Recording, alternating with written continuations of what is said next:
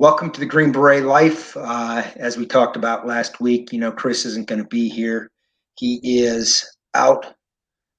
He got some intel provided by one or two of you guys out there and is hot on the tail of Murdoch. So I'll keep you guys updated. Keep me updated if you come to any new information that you think we ought to have. But we're going to have a different show tonight. I am Matt. The dude you see over there is Randall. Randall is a gun industry insider. We're going to talk about what's going on in the gun industry. And SHOT Show just concluded a week ago or less than a week ago. And obviously there's some other things that are out there. We've got a lot of hijinks going on with the ATF. We're going to talk about that a little bit. And we're just going to talk about gun stuff tonight. So tonight's going to be a little bit different. We might slip into some politics. If you have questions, we're going to be broadcasting on YouTube, I think, for the whole night, as well as Odyssey and Rumble. I am going to be trying to go back and forth between Rumble and Odyssey to get some of your questions. Please have patience with me because I normally don't do this. Chris normally does this. So on YouTube, I can see it directly. On Rumble and Odyssey, I have to jump back and forth. So I'm going to try to do that as we're talking here.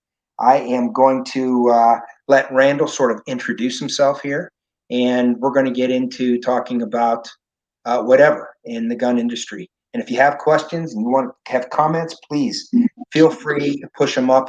I'm going to be trying to get all yours on Rumble and Odyssey, but let's go. Randall, why don't you introduce yourself and talk a little bit about yourself and what you do? Sure. My name's Randall. I've known Matt now for about 4 years. Been in the gun industry for almost a decade. I've kind of worked my way up from grunt level up to operations manager right now. Basically, I do all the back work stuff dealing with the bound books, transfer ins, anything like that. Explain what those are, Randall. The bound book is basically, it is any firearm serialized product that is in our store that needs to be registered with the ATF, basically. So that way, if they come in and do a check, we have everything. You have to make, model, serial number, caliber, where you got it from, who you disposed it to, all that kind of thing. Right. What was the other one? I was just having you explain, Sure, basically. yeah. And when you talk about ins, is that what you referred to them as, ins? Transferred ins, yeah. It's anything that would be coming into the store that would be serialized. So I deal with all the product and Keenan stuff. I deal with all the product, all the product coming into the store and making sure that it's in our bound book and in our inventory and everything like that. All right. We've got Hugh Janus. Hey, good to see you. Nice that you're back. Randall, you know Hugh Janus, don't you? Yeah, met a couple of times, yes. I know 3 or 4 of them. Oh, man. So I'm trying to pull up Odyssey as we speak right now. Yep, we're going live there. Good. All right. So we just concluded something called SHOT Show. Not all of you guys out there probably know what SHOT Show is out there. Some of you guys might. But I'm going to have Randall describe what SHOT Show is. It takes place in Las Vegas every year. But it's I'll let Randall explain. What is SHOT Show, Randall? Yeah, I was at SHOT Show roughly 5 years ago. It is the world's largest gun trade show. Absolutely. It is the shooting, hunting, outdoor trade show. I can't remember. I think it's at the Sands. I'm not 100%. But it's basically 3 full floors, expo floors of all different gun manufacturers. From I met Jesse James when I was down there. He was on the bottom floor with the little guys, all the way up to Glock and CZ and everything. I even saw the deadly chainsaw attachment for an AR-15 when I was there, made Nice. by Double Star. Nice.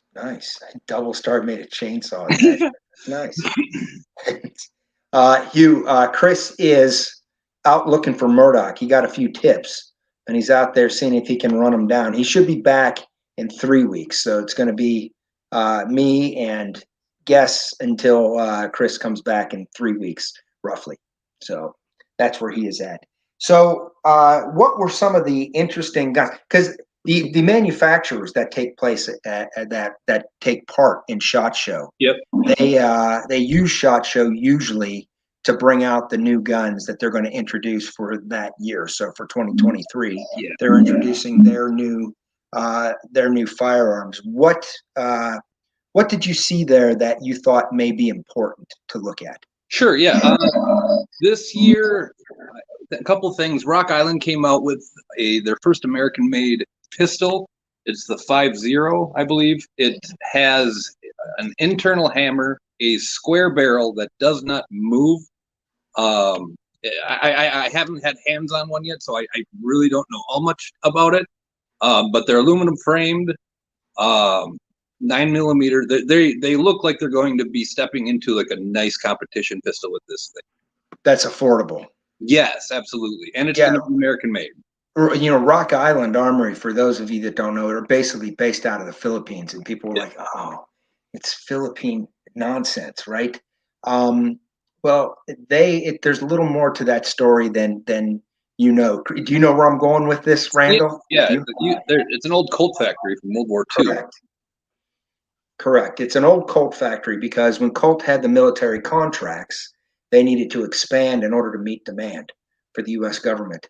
So they set up a factory in the Philippines and, complete with all the tooling and everything else to make the 45 that the U.S. military was using for years and years and years, and brought in experts to train the employees that were going to work in this factory.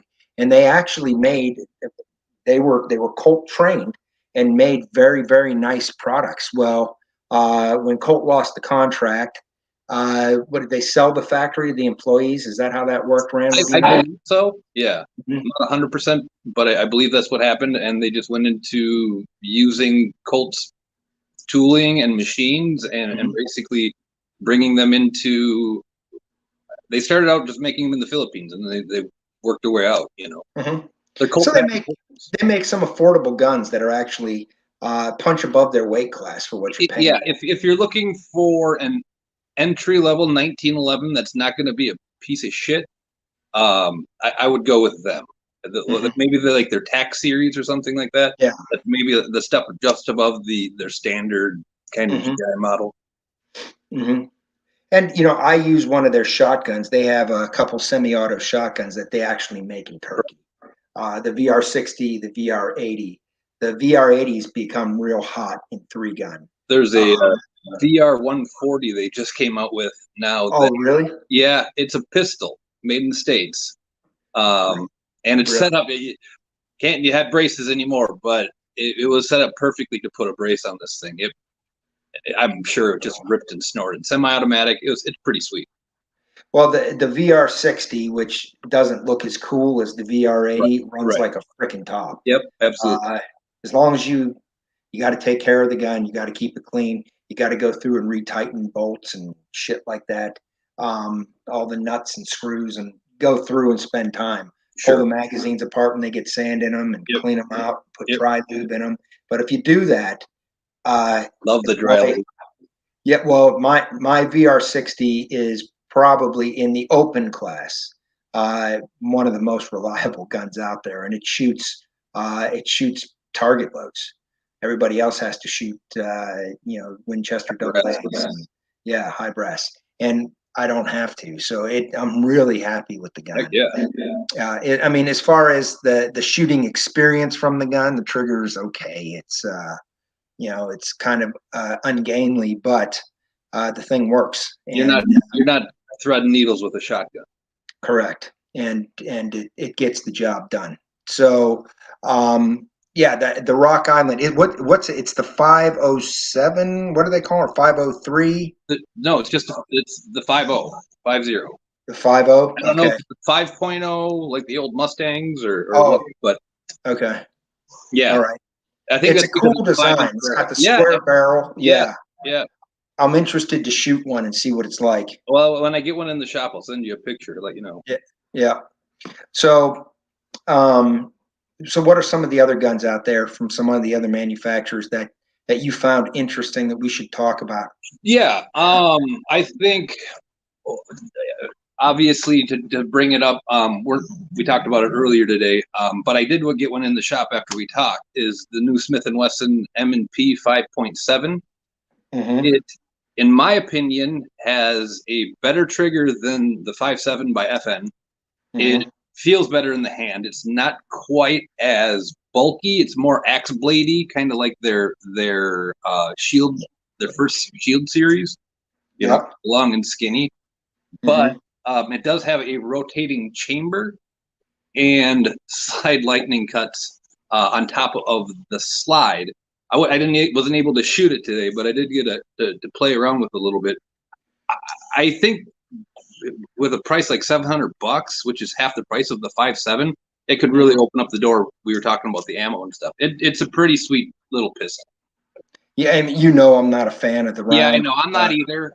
We talked about it earlier today. But for the 5.7 fanboys who are out there, it's in my opinion, for the money, it's a hell of a lot better than the Ruger and the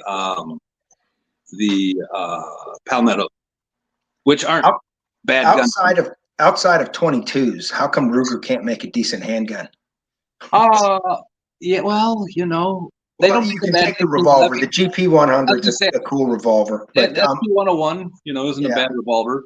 They make the problem is they do a lot of cast, and they're the king of cast, but that doesn't work well with polymer, and they just have a terrible the grip style from the American, in my opinion, is just it's clunky. It's just very old. I'm going to be a little less diplomatic. When you pick that gun up, it feels like a piece of shit. Yes, it is. Yes. So, I'm not trying to mince words with that. I mean, I like a lot of Ruger rifles. Yes, it's for some reason, and like I said, the GP 100 is an awesome revolver. They don't make a bad 1911, but it's kind of hard. Yeah.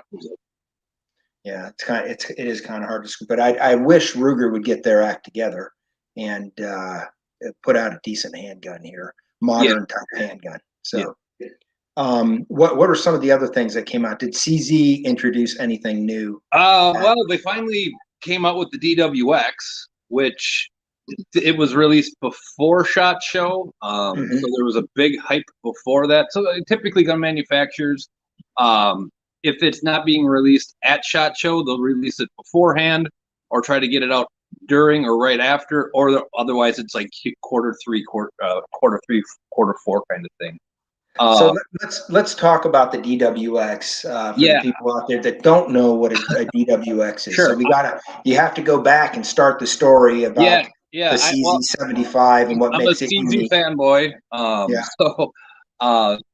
But I did hear with the DWX, and they're introducing a promotion that you get a free butt plug because I'm really looking forward a free set of CZ emblazoned skinny jeans and some retro Chuck Taylor high top Converse. That's a good look. That's a good look. No, I do have some Chuck Taylor.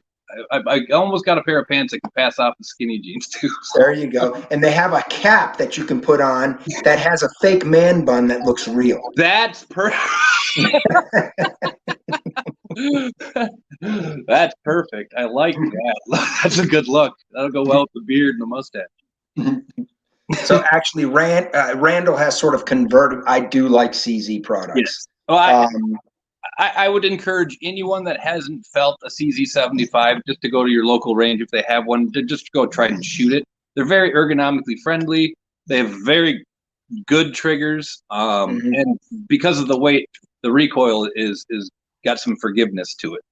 And if you're a striker fire guy, They make an excellent striker-fired gun. The called P10 the is P10. basically their whole motto when they were coming out with it was improving on perfection. And if anyone's a Glock card, they know that Glock is perfection. Mm-hmm. So, but yeah, the DWX is so what they did is they took the ergonomics of a CZ75, which is the Shadow 2, which is their competition pistol that it's kind of the mass-produced competition pistol. Matt and I both have one. Great guns. But they took the ergonomics and the magazine of the CZ75, or I guess it's the P10 magazine. But they took that and then they incorporated the slide, the safety, not the backstrap safety, and the trigger of a Dan Wesson 1911. So they're making a new breed of 2011 that's going to accept CZ magazines, which if people know about the 1911s, they typically have magazine issues. Well, the 2011s. Or 2011. So 2011. that was the issue with the double stack, because everybody wanted the design of a 1911, the trigger design is, if you want to really we're joking about Glock being perfection, right? If you want to talk about perfection in design for a trigger, that is probably it. It was, okay? Yes. You can't get much better than that. Yeah, and that's why these guns are so popular. Now the CZs are very popular because they run an internal slide and they get the bore axis really low, in addition to making the gun extremely ergonomic, having damn good triggers themselves and magazines that work. 2011, the bugaboo with getting a 2011 to work has always been the magazines. And for those of you that don't know what a 1911 and a 2011 is, a 2011 is generally a double stack. It was pretty much pioneered by STI, which is now Staccato. Yeah. And the double stack magazine for that, and it's usually a 9mm, has just been a nightmare for years for anybody who attempted this. Right. Even Staccato and STI, they've had issues up until recently. They've kind of got them figured out. They've kind of cracked the code recently. Springfield with the Prodigy, it's been its bane. Yeah, and I'm sure they'll get that sorted out because they're working with Duramag, which is an excellent company. Absolutely. And but everybody always wondered, why wouldn't you take the 2011? Everybody wanted that because they want the trigger, the accuracy, the smoothness of the gun, right? Why wouldn't you go with a proven magazine like HK, SIG, Beretta, Glock, CZ75? These are the most, sort of iconic guns that work, that everybody talks about, And why wouldn't you do that? Well, now they're what they're doing. And another area where you have 1911s that causes a lot of controversy, or if you're British, controversy, right? Is the grip safety. A lot of people don't like it because if you're presenting and you screw up that grip, it's gonna cause you not to. You're gonna have issues with the trigger. Yeah, you're gonna have a dead trigger. So what a lot of guys do is they pin those, right? Tape them down. So the DWX eliminates it. Eliminated it, yeah. And then they made the trigger control group, as far as I know, removable. So it's going to be like a SIG P320. Mm-hmm. Ultimately, if this gun takes off, you're going to be able to take this gun, put it into different platforms. So smaller guns, lighter guns, if they ever come out with a polymer frame. They do have a few models out now. Available. I think it's 4 different models. I think it's the full size, 2 compacts, one with a rail, one without, and then another one. I'm not 100% sure on it. Well, they're basically using the locking bar. So what they did is they took some of the most iconic guns in history. So the CZ75 grip and lower, the 1911 trigger group, the 1911 slide, right? But it doesn't have a 1911 barrel. I don't remember which barrel it's using. It's based off a SIG 220. Yes. Right? And a locking block off a SIG 220. 210. Well, the 210 is the internal slide, but the barrel and the locking block is off the 220? Off the 220. Okay. Yeah. And so basically, I really like what CZ and Dan Wesson have done with this gun, thinking outside the box, because the the price of the gun is going to be around between $1,600 and $2,000. I think people are paying a little more for them now because right now they're fetching a very high price. But relatively speaking, because the equivalent gun in a 2011 will cost you $4,000, $5,000, $6,000 and yeah, more. go look at an Atlas. You can go buy a used car for that. So I'm really excited to be able to get my hands on one and play with it and shoot it. Because while that sounds very expensive, for what it is, it's, I think, a bargain. Yeah, I mean, what we were talking about before is that they took all these proven designs and brought them together to work together. I think it's going to be kind of the new echelon of new hammer fire. CZ's been hammer fire forever. They just got into the striker fire game about 10 years ago. The first one really flopped, and then they came out with the P10 series, and that's really taken off for them. But their first one, I think it was the 500 and the 510, were absolutely terrible. They were very hard, 8-pound pull triggers every time. But anyway, yeah, the DWX is going to be amazing, in my opinion. I've held one. I haven't shot it yet. The customer did say next time that he's in, he's going to look to let me shoot it. So I'm looking forward to that. I got one in my hand at the gun show in Minneapolis in 2019 when they were first. Yes. Yeah. Yes. And it was awesome back then. Everybody thought they were coming out, and we got hit with COVID and all sorts of supply issues. One of the thing is one of the manufacturers for their parts wound up going belly up, and they didn't have. So I don't know if they went back to the drawing board and completely redesigned some of the things, so they didn't need this parts manufacturer. They found someone else to supply it, or what they did. But it's here and it's available to buy now. To piggyback off of a 2011, I don't remember what company it is. You might know. They're calling it the P. What are they calling it? The 20. The P320 2011. Oh, it takes P320 mags. Correct. It's called the. Oh boy, you put me on the spot. If you'd have asked me a second ago, I would have told you. The Oracle. It's called the Oracle. Okay. Yeah. Yeah. And that was released just before SHOT Show, but that was at SHOT Show. That's going to be a pretty, I think, sweet gun because it's damn expensive. It's more expensive than the DWX. It is. Well, you start the thing is, especially with these smaller companies like Oracle, they don't have the manufacturing plants like CZ. The more that you can put into it, the more the less it's going to cost you in the long run. These little guys, some of these companies they're gonna, like Bull Armory when they first came out was extremely expensive. Now they're putting out great pistols that are affordable. Keenan, I'm sorry, my dog. What are some of the other handguns that you found interesting from some of the other manufacturers? SIG brought out a new Legion type gun, but it's the AXG Legion, and it's basically, from what I understand, is going to be a full-size gun with the same setup as the Macro. So it's going to have the vented slide that acts as a compensator with the 3.9-inch barrel, although it's a full. They got away from using Parker Mountain. Yeah, they got away from Parker Mountain for their supply. SIG likes to do everything in house. Speaking of SIG, this is not necessarily a gun, but they are calling it the best optic ever made. Oh yeah, the new it's like $700. It is, but it's made in the States. And if they can topple Hollow Sun, we're talking one of literally. I would dish out. Aim Point is who I think they're really going after with this. Yes, absolutely. SIG right now.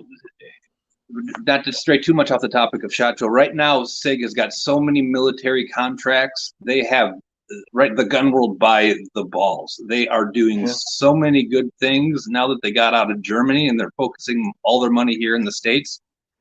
There are not that there haven't been on top, but they are up and coming as the top, in my opinion. Everything from bolt action to optics. Well, they're doing a lot, and this is, everybody here knows I'm a SIG fan. They're doing a lot of pushing the envelope and innovating. Sometimes that's biting them every once in a while. And but that's my complaint with a company like Glock. Glock won't even make small improvements that their customers want. Well, Glock made a rifle that they could have introduced to the public, and they never did and never will. Yeah. Like they just don't care what their customers. Well, they're still working on getting actual steel sights on the majority of their guns. Yeah, so they're finally, after how many years of all these companies coming up with aftermarket triggers, they're gonna they're offering an in-house trigger job for their gun. I mean, 40 years it took them to be like, let's make some money off of this. Yeah, people are like, well, why do you hate Glock? And I'm like, I don't hate Glock. I used to love Glock. Okay, yeah. It's more of the attitude of the company and the people that don't know any other gun than a Glock and think it truly is perfection. When I start bringing up the grip angle and start referring it to a Luger, people start, their eyes really start widening. Like, holy shit! It's meant to be shot with one hand. It was designed in '84. We're talking about old school ergonomics type of pistol from Europe. Yep. Europe doesn't do anything quite as fast as America does. I mean, talking about CZ, they're still hardly putting optic cuts on their slides yet. Where almost every that's where CZ is dragging their feet on this. It's the European in that, because we're jumping back and forth between SIG and CZ because CZ has another gun out that I think is just awesome called the Tactical Sport 2. Yes, right. And it's awesome freaking gun. There's two problems with the Tactical Sport 2 that I have, right? They don't have the cut for a light underneath it on the rail. Yeah, it's not much tactical there. No. And it should come, and this is a problem with the DWX too. It doesn't come with an optic cut. And optics, whether people like it or not, optics are the way of the future. If anyone has shot iron sights and then was able to get comfortable with an optic and shoot with it on a pistol of the same or similar quality, you can't tell me that you didn't enjoy it more. It's almost less enjoyable for me now when I'm shooting with an optic because it's just like bulls. Yeah, it's in a defensive situation, you're naturally going to be looking at the threat. Yes. And this is the same deal with the rifle because we went through the same. If you look at the arguments, okay, it happened 20 years ago with rifles. Right. And if someone hands me a rifle with open sights on it, I'm going to be like, forget this. Yeah. Because it allows you to look at the threat. Absolutely. Okay. And it's about presentation. It's about cheek weld. It's about all of this, right? Yep. But once you learn to master shooting with a red dot, and shooting with the red dot on a pistol takes a little bit of time. You just can't throw one on and go out. You've got to learn presentation. Yeah, you've got to understand all of this because that becomes super important. With sights, we tend to move them around to get to there, right? Boom. You can't do that with the red dot. You want to make sure your presentation is sound from the very beginning. So when you present it, that dot appears where you want it to appear on your target. Just like using iron sights, it takes practice to get there, but once you get there, you're using more proficiency. Exactly. So that's the one complaint I have, and we're getting back to the Glock conversation, right? I do not dislike Glock at all. Sure. I think what they've done though is basically their customers tell them they want basic things and they fail to provide it to them because they don't want to change the Glock brand. This is how I explain Glock. I've been working with them for years. I'm very accurate with a Glock.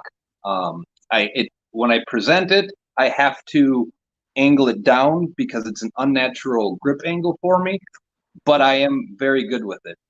That being said, I tell customers I educate customers, and I tell them that they are a very adequate gun. A Glock will do anything that you ask it to do multiple times. Mm-hmm. It's a very good rudimentary gun. There are also as many guns out there that are the same price, if not cheaper, that are just as good, if not better. Mm-hmm. Don't be beholden to the one company. It just there's freedom. Yeah. You know, like, That's exactly right. Here's one of the issues. There's other companies out that have made a name on themselves. Shadow Systems, I'm going to throw it out, but sure. there's a bunch of other companies out there Absolutely. that are now improving. They're taking what customers wanted out of a Glock, Yes. right? And they're improving upon it and putting the right grip angle on it, putting, we've all seen Gucci Glocks on the internet. These companies just took what people are doing and handing it to them without them having to do anything.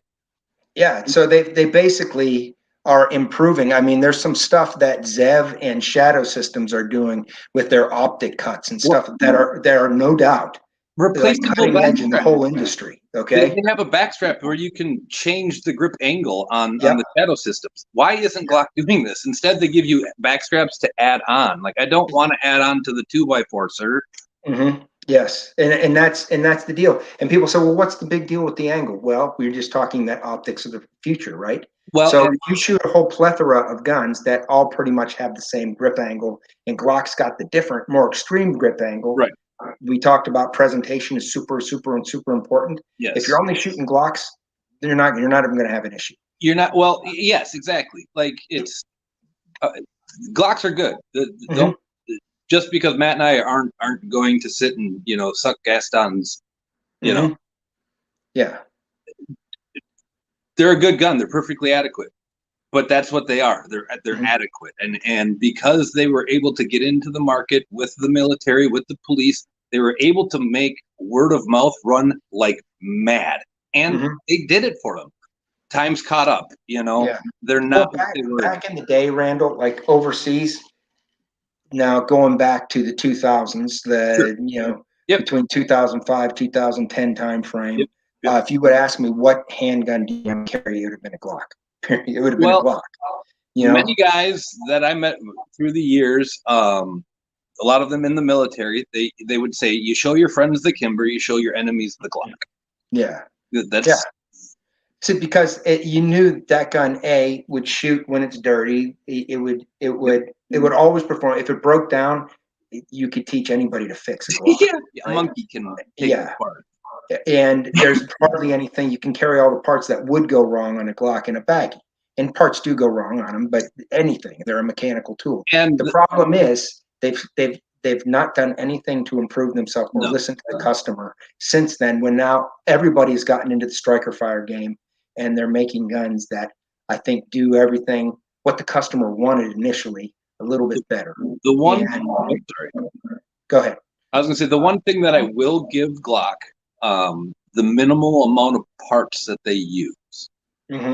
There aren't many other handguns out there that can duplicate Glock's reliability with that number of parts. The proven reliability, and there's no they've been around since '86. The guns are proven. They are reliable. It's just my issue is the Glock fanboy who's never shot anything else, quite frankly. Right. A lot of people say, well, the police shoot them. Well, that cop has never been issued anything other than Glocks. Yeah, that's my favorite, is when someone brand new to the gun industry comes in and asks to buy a Glock, and we say, why? And they say, because my brother's a cop. You know as much as I do, Matt. Cops aren't necessarily the most proficient people with their guns. They don't. Yeah, in general. Now you have exceptions to that rule, and there's some that are the best shooters in the world. Yeah, it's a blanket statement. But a blanket statement, like you look at, and I was told NYPD shoots once a year, and if now I'm sure there's police officers up in. I was going to make a joke, but I'll leave that one. Yeah, but I believe that I'll tell you that there's officers up there that are gun guys that probably shoot 3 times a week. Absolutely. But the vast majority of cops aren't gun guys, so they shoot when they're required to go and shoot. Yep. So that sort of tells you. And now they're cutting back on training because of all of the defund the police and all of Well, this. not So, to get too much into politics, but I did see a post on the Instagrams, or was it on Reddit? There's no masks allowed all over New York City right now because the crime is so high. For 2-3 years, you had people being able to walk in with a mask. You're going to take advantage of it eventually. Oh yeah. So all over New York now, it's no entry with mask. Oh, how the tides turn. Mm-hmm. So Glocks are fine firearms. Yeah. Personally, if I were to buy a new Glock, I used to have a bunch. I've sold all my Glocks. Although I do, I'm probably going to buy Shadow Systems here, not too distant future, because I like what they do. They're good guns. Texas, yeah, they got great triggers. Mm-hmm. So and I just like I like what they do with their frames, and I just think it's a cool concept. So I really like what they do with their and they're good people. Yeah. So I'm interested, and I think what Randall and I are both saying, although we have our favorite guns, don't lock yourself into, because I'm going to say this, and Randall's going to back this up. As long as it's a major manufacturer, okay, and you like that gun and it works for you, they're all reliable. They're all good. They're all quality guns. The main thing, and Matt will 100% support me on this, is find a gun that works for you and train with it. Yeah. If you don't do training, the gun is a paper. You get a rock. At least you can throw and hit with a rock. You know? Yeah, and that's true. You got to shoot your gun. You got to be familiar with. That doesn't mean you have to go out and shoot thousands of rounds with the gun. No. The most proficient shooter is somebody who shoots at least weekly, 50 rounds at a bare minimum a week. I would say if you can get out and shoot 2 boxes a month, that will keep you adequately prepared. Yeah. So now we would encourage you to do more than that. Absolutely. But if that's what you can do, that's going to keep you up and proficient. When it costs you, a small diamond for a 9mm round. Yeah. So it's and that's another thing. Let's talk about. We're sort of jumping off of what SHOT Show was. I do want to. What SHOT Show really didn't have any. No, I do want to bring up one thing. I know you're not a fan of it, of them, but it's a pretty cool workaround for some of these people that can't necessarily have the freedoms that you and I do with these guys. Bond Arms has come out with a lower that will accept almost any AR-15 upper from 5.56 all the way up to 50 Beowulf, and it's a lever action. Oh, really? Yes, it's a prototype now. I would recommend going on to TFB TV. I think it's under their Showtime title, and I believe Hop is the one interviewing them. But that's actually kind of interesting. What's the price on it roughly? It's a prototype. They haven't, but it was this hidden gem in SHOT Show that it was Recoil TV had it on their Instagram page. A lot of these different gun people had it. To me, it was just it's the cool thing is that it'll take both Hogue stocks and Remington 870 stocks. So really? you can get an 870 Magpul stock, put it on there. They have interchangeable levers, so whatever kind of butt stock you're going to use, the lever will lock in. The lever is the safety, so if you don't have the lever pinched, it won't fire. Okay. But if you're looking for something suppressed, 300 blackout 7.62x39, there are American companies now making 7.62x39 suppressed that work very well. These guns will be quiet as can be, and they open up a little more, probably a little less accuracy than your standard bolt action, but you can throw a heck of a lot more range, lead down range. Well, my issue with the whole lever action thing is how expensive these damn things have become. Yeah, well, it's because these companies they're making a fortune off of taking these rifles and modding them out. Mhm. and they're modernizing, the gun that won the West, which is pretty cool. Yeah. Um, I'm one of those people that my gun's not really mine until I start putting some money into it and start changing Mhm. things and making it my own. I like to um, upgrade them. I'm a trigger Well, snap. we're going to talk about that in a second, Sure. okay? And we're going to hit on some of these other subjects Yeah. here once we sort of like transition off of this, because Last thing for there's Shot one Show. other gun we need to talk about on Shot Show, Oh, okay. because there is a caliber. Oh, I'm yes, not, I'm yes, not yes, yes. huge I was into it, gonna. but I Yeah. see the attraction and can understand for certain You're talking circumstances. about the Yeet Yes, Cannon that's 10 what I'm mil. talking about. That's Yes, what I'm it talking is about. the cheapest 10 millimeter on the market. If you want, if you need that extra millimeter like I do, I'm Irish. I can't help There, it. Uh, um, High Point is making a 10 millimeter now Yeet cannon. and it's like $160.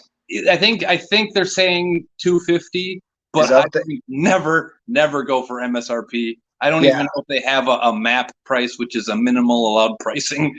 You see yeah, these guns go for like $100 sometimes. So if you're interested in getting a 10 millimeter caliber, but you don't want to dive in, yeah. I as mean, much as I don't, here's the thing about High Point: you're going to have a really shitty trigger.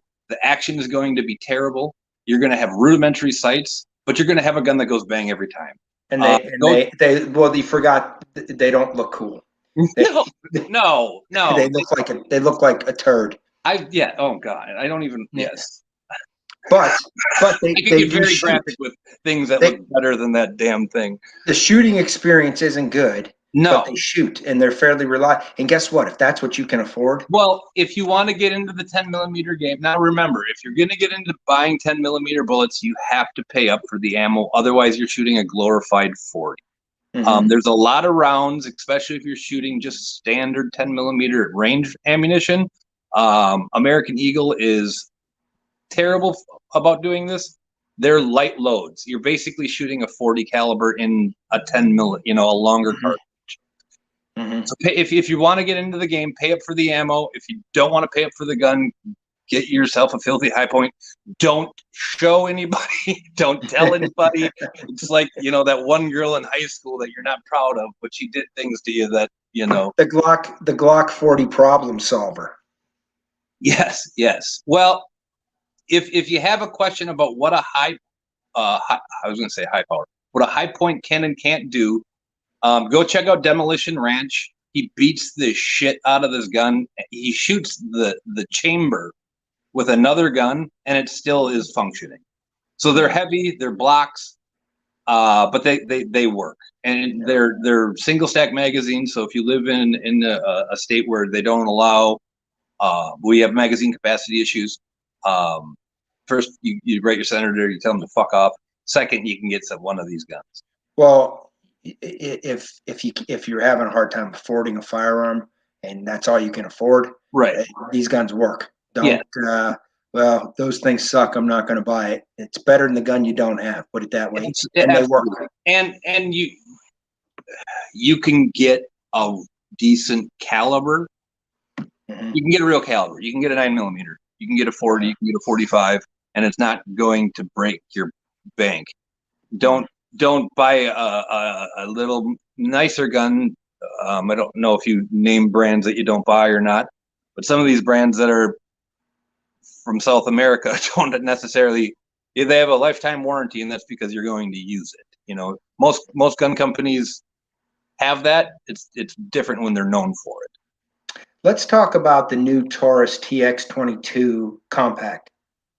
I have not shot it yet, but prior to the SIG coming out, the P322, I want to touch base on one more thing from SHOT Show before I forget. Okay. Hollow Sun, we were talking about optics, Oh, has yeah. a new thermal coming out. This thing is small, it's cheap. I don't know how. Brandon Herrera last night, I was watching his gun meme review, I think it only has a range of 68. Are you trying to pucker up for me there? Yeah, that's exactly. I think it's only got a range of like 68 meters. So if China attacks, remember 70 meters out and we're good. Yeah. Yeah. Other than that, it looks like a pretty sweet low rent optic that could be pretty badass, especially if you're doing some hog hunting and that kind of thing. So, but yes, so the the Taurus. TX22, yes, the TX22 before the P322 came out, was kind of the staple of the new Palmer 22s. We always had like the Mark series from Ruger that were always going to be reliable. They were always going to be accurate. They were kind of the staple. Well, Cortson has made money off of the backboning off of them. Shit, I got to plug in my phone here. But the Taurus TX22 is a 16. The original one was a 16 round double stack 22 that was reliable. It was very ergonomic. Shit. Good trigger. Yeah. It was. It was all good. Yes, it was the new upper echelon of 22s, and Taurus being Taurus, they didn't gouge you for it. It was kind of like, why isn't there other companies doing this? Especially with the double stacked Glock introduced the 22, their 22, and it was a 10. Here we go. It was a 10 round magazine with a plastic slide, and it was unreliable. Yes, well, yeah, they had issues with the extractor blowing out on them all over YouTube. If you look at Top Shop Dustin and Pew 22 or whatever his name is, they blew up those slides right away on them. But the problem with the Glock especially is that they were using a plastic slide. Now, if you're using this as a training gun, which most 22s really are, they're nice training pistols, able to shoot inexpensively. Matt and I both have an AR-15 we use for training. I have a slide for my Shadow 2 that I use for training. I don't remember where I was going with this. Well, here the deal with the 22 is the Glock. You can't put an optic on the Glock with the TX22 the compact. You can put an optic on it, and I think is going to be the next kind of trainer. Either, in my opinion, if you're looking for a 22, you're really going to be looking at getting either the TX22 from Taurus or the P322. Yeah. The P322 is going to cost you double of what the TX22 is going to cost. Yeah. So, and when you looked at it, you're like, well, SIG is the only one offering. Well, I think FN's doing it now too. FN is, you be careful with those. They are not legal in the state of Minnesota. Okay. They are melt point guns. So the SIG was the first that I know that had on the slide you could mount a red dot. Yes. And the Taurus TX22 compact is doing the same thing. Yes. So I wouldn't, if that works well, I would guess that they will come out with the full sides work with one as well. Right now it's the competition model, which is fixed. Yeah. Yes. So let's talk about that deal from the lever action is an interesting deal if the price is right. Yeah, Bond Arms. It's something that Bond Arms isn't going to be known for. If you know who Bond Arms is, they're definitely not a lever action company or a rifle company. They make little Derringers. Yeah, and they bought what was that? Boberg. Actually, Boberg. Got right out of Minnesota, which was actually a pretty cool concept. Yeah, it's a bullpup design 9mm, so you load the rounds in backwards, nose first instead of butt first. Yeah. And when the slide came back, it actually stripped the round backwards off and then put it into the slide. It was cool. Didn't function all that well, but in the time of guns that we've been dealing with, literally the same locking mechanisms and everything since oh God, I was going to say Colt. John Moses Browning. Yeah. Since, literally we're working with the same locking mechanisms. Yeah. So I can appreciate any company that does come out with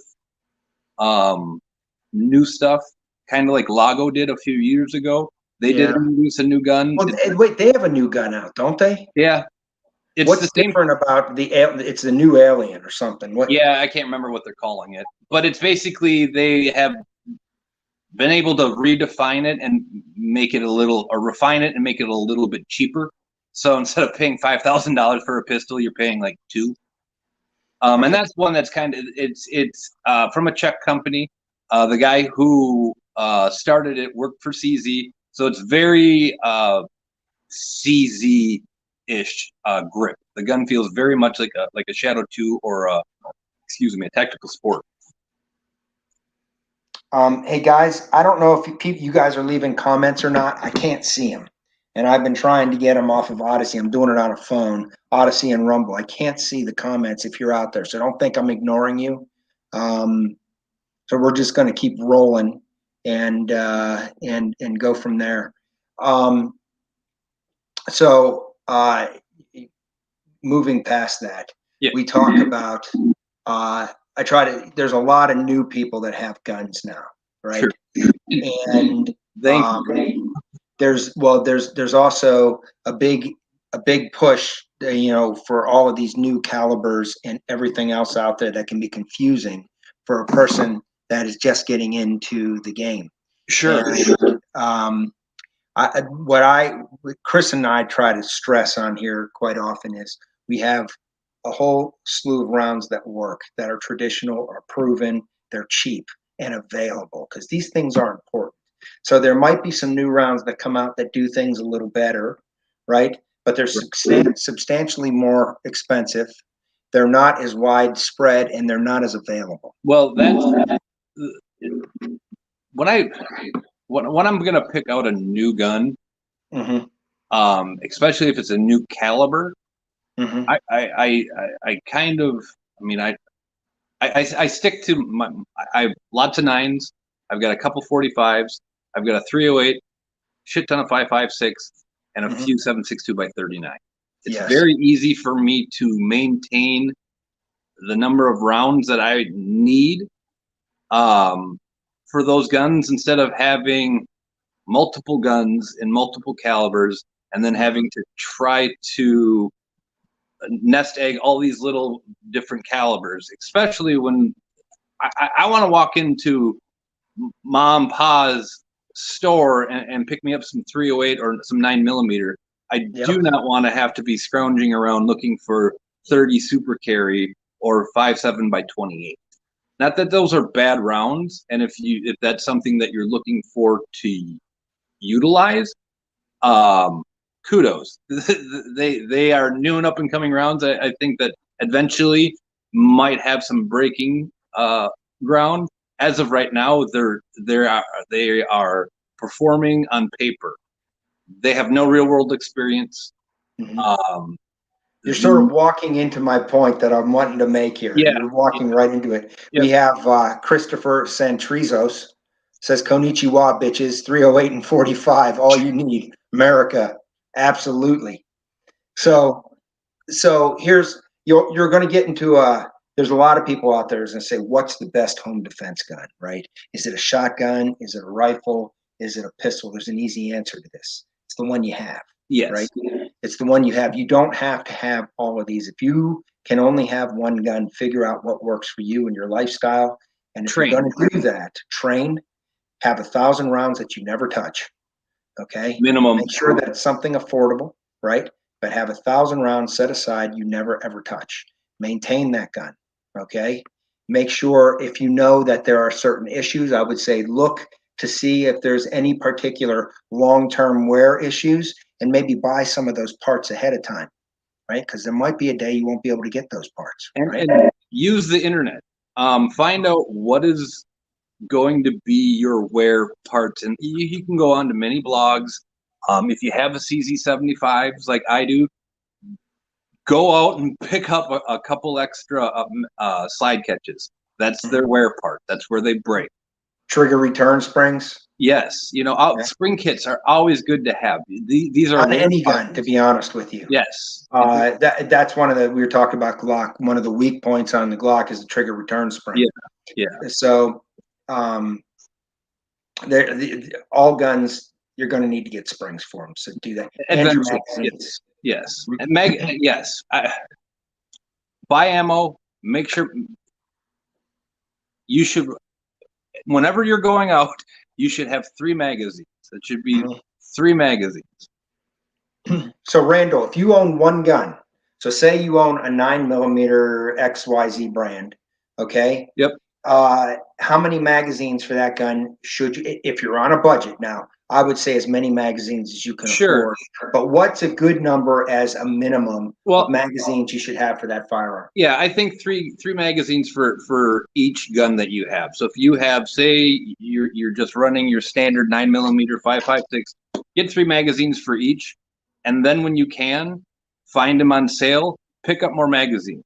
The more magazines. Well, here's what I'm saying is if you have one gun, a 9mm handgun, I would say you'd need more than 3. Minimum. Well, yeah, I'd say 5 minimum. Yes. And here's why I say this, because you're probably going to have 2 magazines loaded at all times if you're carrying, right? Or for home defense. 2 mag with your defense ammo at all times, right? You're going to have magazines that you practice with as well. Yes. Okay. And then you want to have spares as a backup. And this is where I'm going to say you want to have maybe a few spare springs for those magazines. They're cheap. You can pick them up. A company called Wolf makes springs for almost every magazine out there. And maybe some followers for that particular magazine. And you ought to be good. If you're looking for cheap off-brand magazines, look up Mechgar. They make almost everyone's magazines, and they're probably one of the top of the line off market. You're going to pay up more. Do not buy Pro Mag unless you're planning. They've figured out a way to actually make easy magazines that should run reliably, run unreliably. It's just bad spring steel they're using. Get some decent magazines. But yes, you should always. Magazines are going to be a wear item. The more that you use them, that spring going up and down, up and down, up and down is eventually going to wear that spring out. Now you can take the spring apart and you can stretch it, but you're only prolonging the inevitable. Eventually that will fail on you. And the last thing that you want to do is have a magazine fail on you when you can't have it. Christopher brings up a good comment here, and he's right. Mark your magazines. Yes. Absolutely. Yes. Because every once in a while you're going to have and you're going to not know if it's the gun. You're going to have a failure to feed or something along these lines. Right. You don't know if it's the gun. You don't know if it's the magazine. If you got the magazine marked, I like to put my initials and a number on each magazine that I have for each particular gun, right? And then I can very easily see, okay, now I know I had the same issue every 10th round with this magazine, and it was marked number 3 last time. So now if I put 5 in, I don't have the issue, but I go back to that 3, lo and behold, here comes the problem again. Well, now we know we've isolated the problem. So that's a great point, Christopher. Mark your magazines and use a paint marker. Yep. And you're going to have to maintain that too, because the paint will wear off. If you can engrave it, engrave it. Okay. So yeah, if you've got one, whatever that is, one gun, look for some spares, things that are going to go wrong, spring kits, maybe extractors. They're cheap parts if you get them ahead of time. Okay, it doesn't even matter if you know how to put them in or not. Most of these things are easy, and somebody can show you how to do it, or YouTube can even show you. I was going to say, make YouTube your friend. They'll show you how to take. That's how I learned about taking apart my CZ75s. It's their intricate gun. They're not like a striker fire. There's a lot more moving parts, but you do step-by-step processes. You can pause it. Make it your friend. Yeah. So that it's the long answer short. If you've got a shotgun, that's the best home defense weapon. If you've got a rifle, that's the best home defense weapon. If you've got a pistol, that's your best home. Learn how to use it. For home defense, I do prefer something with 3 points of contact. I'm sure you would agree with me. Yeah, absolutely. But like I said, in a If you perfect don't have world, it, you don't have it. great is often the enemy of good. You've heard me say that Right. before here. And if you have a rifle, okay, and you're getting if you bought your first AR, buy some metal mags for it. Duramag are my go-to, but there's other OK Industries. They're getting out of the magazine business, aren't I they? believe so. Yeah, D&H is out there. Usually, anybody that provides magazines as a military supplier are usually pretty good. I prefer, if I'm manipulating a firearm, to be using a polymer mag because they're quiet, right? And they don't have sharp edges. But for longevity, there is no doubt Duramags, any of the top metal manufacturers are going to give you more long-term durability, reliability. It's just a fact. And Duramax, you can get both aluminum and stainless steel. Stainless steel is going to be a little heavier, but you can do anything to the stainless steel. You know. Yeah, and that's another thing. Don't make things complicated. Make things simple. Okay, if you've got a rifle, right, and you're going to set that up, I know there's all new fads and everything going out. Right. Stick with a proven red dot if you've got one rifle, a proven red dot, right? I like backup sights. I run fixed front sight and a flip up rear. Some people run a fixed front and rear. Doesn't matter. Find out what works for you. If you want to flip up, that's fine. Front too. If you're running a red dot, I like to run backup sights. A good quality light and mount. I like less. I know some people like putting tape switches and all this. I don't like them. Talk have to use them. about lumens. Yeah. Okay. So lumens here. I know a lot of people get blown out of the water on lumens. I break a gun down. Am I going to primarily be using that gun indoors, outdoors? Now, I know there's a lot of YouTubers out there that'll tell you, I want all the lumens, right? Give me all the lumens. Yeah, give me all the lumens indoors. I mean, I can see the argument, okay? For somebody that's new, right? I think indoors, 400 lumens and below is almost perfect. Yeah. Okay. Outdoors, anything above 500 is going to get the job done, provided it's a true 500. Right. Okay. There's two go-tos of mine when I'm looking at lights, but there's more out there. Okay. The two go-tos are obviously Streamlight and Surefire. There's some other brands, LZ, they start getting real expensive. Some Phoenix are okay too.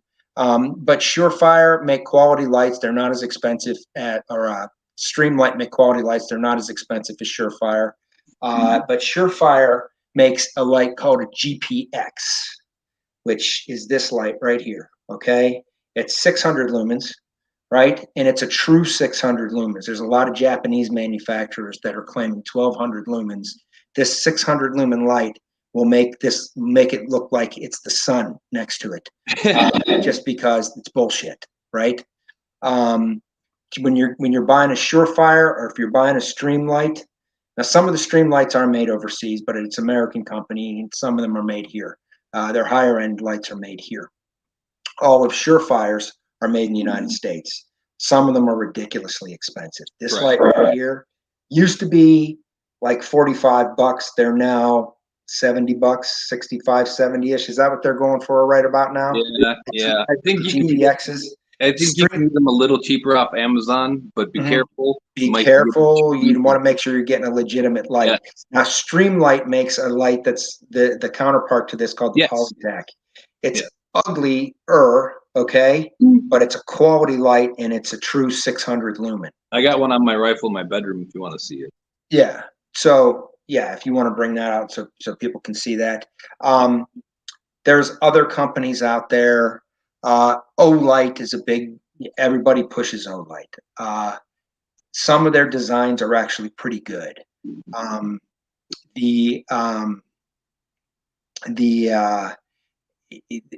They're not as waterproof as what these are. They're all Chinese owned, all Chinese manufactured. I personally am not a fan of Olight. Okay. But they do have some interesting design features, and they're not a total hunk of shit. Okay. Christopher. So, but I think you can't go wrong if you stick with Streamlight and you stick with Surefire, and I think you'll be okay. I got it. There's the poly track. So you can see it's very similar. Yes. Very similar to the Surefire. They're super quality. You know what you're getting. If they say it's 600 lumens, it's 600 lumens. Okay. And another, if you're looking for a budget brand, I have a couple. I know you have at least one. yeah, Nightstick makes a pretty decent, yeah, budget friendly. They are. It's an American company, but they're all made overseas. They're a knockoff of the Streamlight, but they're good. yeah. So you want to, if when you're looking at a light, you want it to be somewhat waterproof. These are IPX7. None of the O lights, I believe, are IPX7, but they are somewhat water resistant, just not as much. But if you like things that just randomly burst into flames, buy an O light. So the other deal with this is, because you'll hear 600 lumens, and we say a legitimate 600 lumens. When you have this mounted on your gun and you step outside, this will light up your whole frickin' woods. Yes. Okay? Because it's true 600. Okay, that's what I'm going to say on that. There's some smaller budget lights. This is a macro stream. This is 500 lumens. I love this light. It's rechargeable. They're affordable too. They're $50, this light right here, there's a company called Mischief Machine that makes really nice mounts. It's a small single person operation out of Pennsylvania. And he makes mounts for unique lights. So he makes them for the macro stream, the micro stream. I'm going to show you a micro stream too. Here it is. You got one? Yeah, right here. This is the micro stream. This is 275 lumens, this light right here. This one's 500, a little bit bigger. This one sort of fills a nice spot. I like mounting these on guns.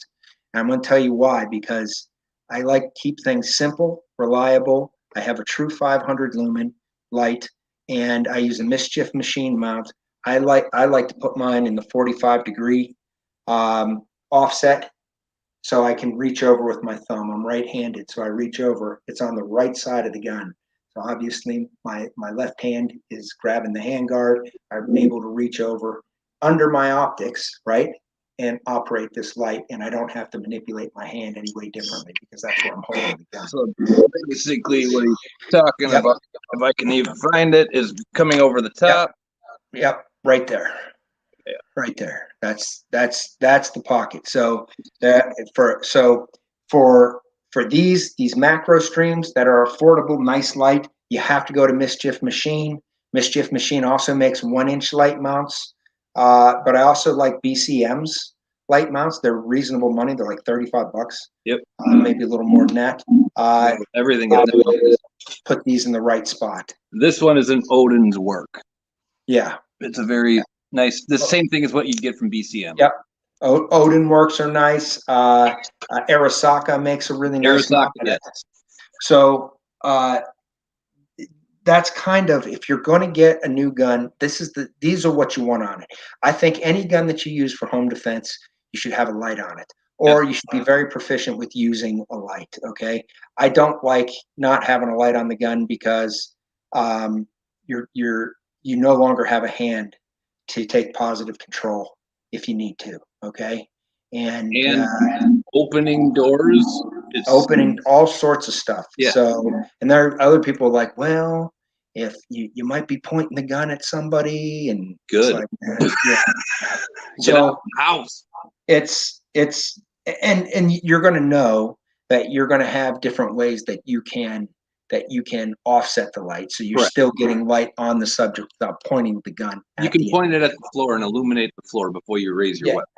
Yeah. So, but if you're using it for home defense, I'd like you to have a light on it. Not necessarily for CCW. We want to try. Sometimes we try to slim things down and make them as minimal as possible. So I'm not going to say you need a light on a CCW gun. But if you're going to use it as a home defense gun, I think you should put a light on it. and you might as well put a decent light on it. Don't put garbage. You don't have to have the most expensive Gucci stuff out there. You want stuff that works. And you guys all know, if you have questions, you can email me at info@thegreenberetlife.com. Sometimes it takes me a little while to get back. But email me and I'll give you an answer on any question that you might have on that. But keep it simple. What's a good quality red dot I can think of that are affordable? There's two that come to mind right off the bat for me that I like, because I like a certain type of feature. I like the instant on feature that some people think is a gimmick. Yeah, rifle red dot. Okay. And those, for me, it's a Romeo 5, because you can pick them up for $100, Right. Or a couple of the Hollow Sun offerings that are $100 to $150, that have very similar features. If you're looking for a Romeo 5, go to Borelli.com and give it a week or two. They'll come out with a sale, and you'll be able to get them any optic you want on sale from Borelli. They're a really good company. Mm-hmm. But what do I want? A lower third co-witness or an absolute co-witness? Whatever. It doesn't matter. Okay. What works for you? You're going to change the height of the mount. So I like those two. For handguns, it's hard for me to say. It's hard for me to say this because Hollow Sun Hollow Sun pulled a. They had, when they started, they had some scam going. They made it look like it was an American father and son who came up with this concept and then just had the optics made overseas, right? Well, it turns out that was all fraud, and Hollow Sun incorporated here, I think here and in Canada, United States and in Canada, and it's a Chinese company that incorporated here in the United States, right? And they do employ Americans. This is the saving grace, right? Yes. But it's Chinese, right? The problem that causes me angst, and I've had to get by it, is they are really pushing the envelope in the optic, and they're giving the customer what they want for the price, for the right price, and the damn things are durable. So it's hard to beat the Hollow Suns, and they're pretty much. I've got a lot of SIG optics as well that I like, but it's hard to beat the Hollow Suns for price, performance, and design. If you want to see a Hollow Sun get the crap kicked out of it, go watch Sage Dynamics. He'll drop in on concrete and does all types of stuff to it. He does a good stress test if you want. They are durable, and I'll also tell you too, if you want to go and watch a Romeo 5 that's $120 red dot, get its ass kicked. Go to Alabama Arsenal and watch their torture. They shoot it with a shotgun at the end, and it's still working. So, that's hard to beat.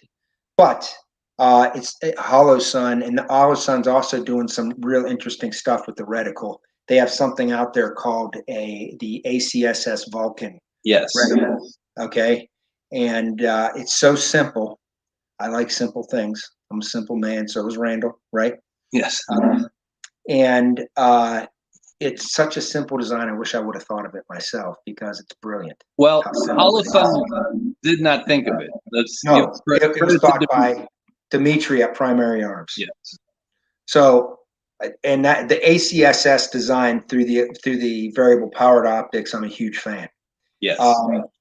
But this ACSS Vulcan is basically a big circle that you don't see if you do everything correct. Okay, but we're newbies on a red dot, and even some people that haven't practiced, because you got to practice with the red dot.